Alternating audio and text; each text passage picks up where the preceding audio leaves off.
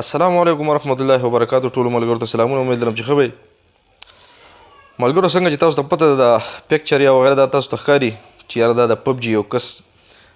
دا گیم چېرته کوو مخې ته دا راغلي، بیا د هغې نه ویډیو کړې ده باقاعده.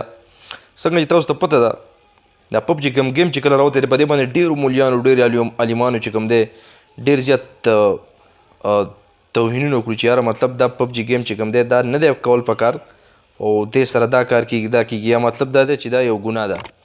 نو د هغې باوجود چې کوم دی ډېر خلک چې کوم دی لګیا دي د هغې پبجي د سپیډ چې کوم دی رو په رو باندې ښه تیزیږي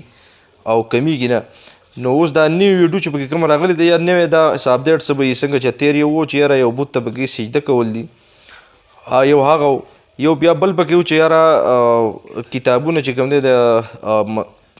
په یو کمر کې کتابونه پراته دي د قرآن په شکل باندې دی الله مکنو په هغې باندې به بیا فایرنګ کوي د پاور دغه اخیستو دپاره یا د نور څه دغه دپاره.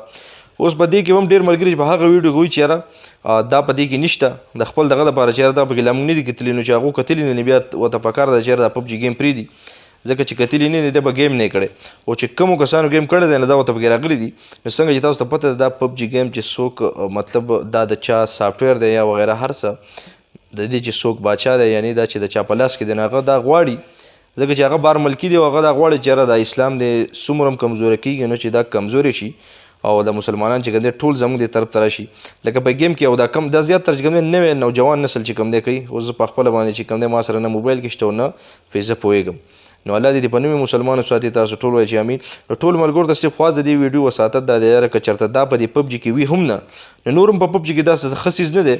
چې یاره تاله تې څه انکم راځي تاله تې څه میاشتې مقرر تنخواه راځي چې راشه پبجي کوه الټه ستا ټایم خرابوي. په تېرو ویډیوګانو کې مونږ ویلو ډېره موده مخکې به مونږ ویډیو کړې او په هغې کې چې کوم دی بوت ته سجده لګولي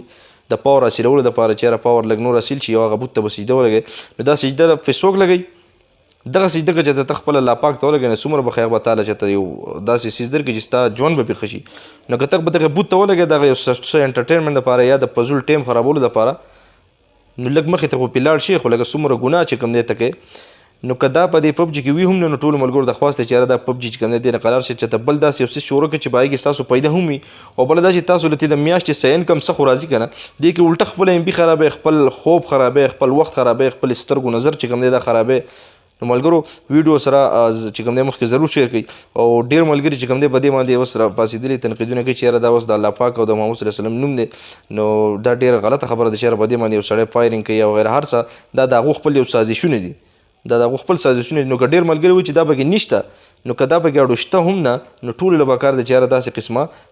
ګیمونه چې کوم دی دا بلکل پرېږدئ چې یاره د هغو دا کاروبار د هغو چې څومره پیسه په دې راغونډوي چې یاره دا ښه ډون شي نو چې دا ډون شي انشاءالله مسلمانانو په هغوی باندې بیا غالب کېږي.